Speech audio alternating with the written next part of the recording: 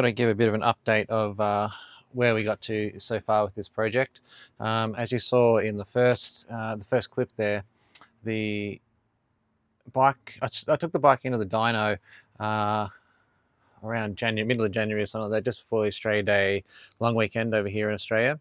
And to cut a very long story short, it sat there for about 2 or 3 months with the dyno, just messing around with it really. They ended up getting it running and gave it back to me, and this is the dyno graph with what it was like.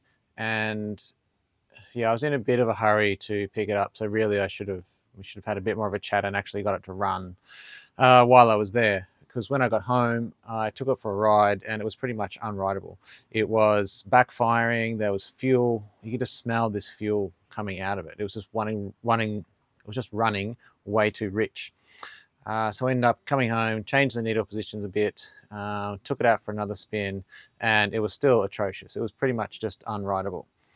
So at that point I took it down to the Desmo doctor, Ryan, and he worked his magic on it and got it running really, really nicely. It started up pretty much first time. When I rode it, it ran really crisply and there's a lot of power in the engine, and it was quite fun to ride.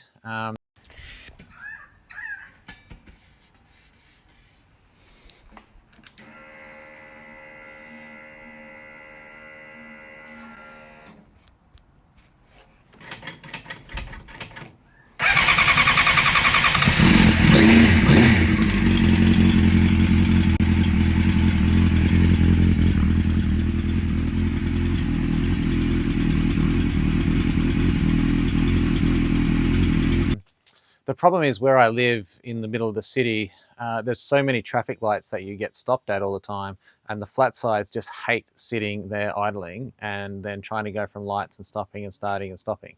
Obviously, being a race carburetor, they're designed to just run flat out most of the time, and they really just hate sitting at the lights, especially when you've got a stock engine and stock compression, all that kind of stuff.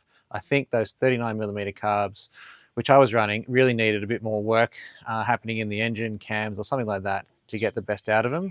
I tend to think 37s probably would have run pretty well on the street with a stock engine. But for whatever reason, I just gave up with it. I was sick and tired of not being able to ride it. It sat for pretty much 6 months with being ridden maybe 2 or 3 times. It was in and out of the shop, and it really was just kind of a nightmare, to be honest.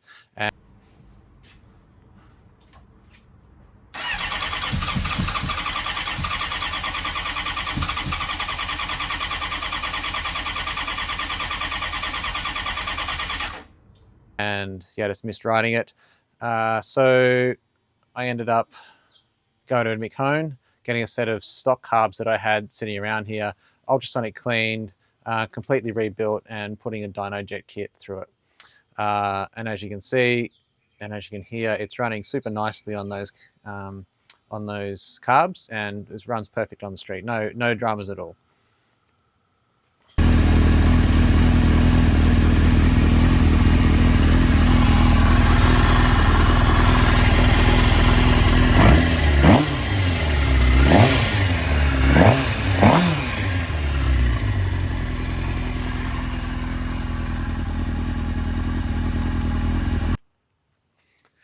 As you can see, when it was on, just before it went to Ryan's, I pulled the plugs out of it, which is a bit of a mission with the air tray and stuff I was running.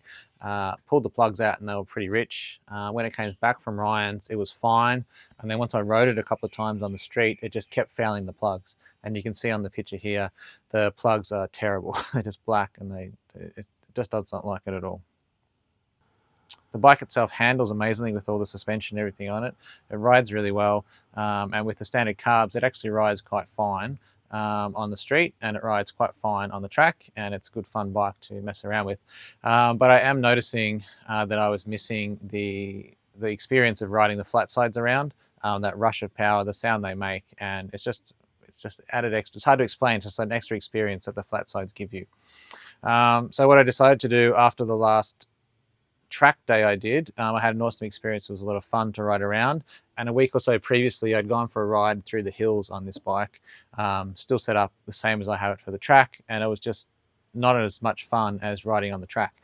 So I ended up deciding to pull this off the road now, and essentially I've ripped all the road gear off this, fashioned up a light switch, and this will not go back on the road again. It's going to purely be my track bike now. I may even do a little bit of racing and stuff with it. So I've decided to put the flat sides back on this bike at some time in the next little while, and then send it back to get dynoed and tuned, and then with any luck it will run quite fine. I've also got another engine, which is supposedly a race engine. I'm not sure what's inside it. I know it's got ported heads. And I also have a set of Carrillo rods, high cop pistons. So the plan, once long-term, is to, or long-term, in the next, probably by next winter, to have the other engine and stuff completely rebuilt with all the rods and everything in it, and then have a lot more power out of this thing with the other engine. But I need to, that'll be a separate little series, a separate video, and we'll see how we go with that. Other changes I've made on the bike is it's now got a Yoshi system in there.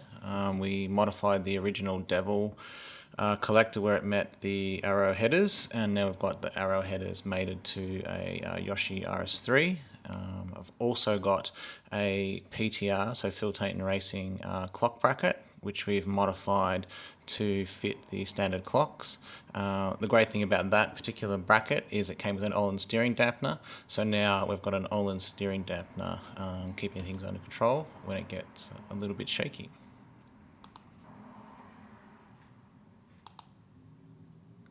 I also managed to tidy up the cables a little bit so that now they're not so messy, and I deleted all the road gear off there as well, so there's no switch gear, there's no indicators. I've still got a front headlight that I can turn on and off with a little custom switch I made, but overall it's much tighter.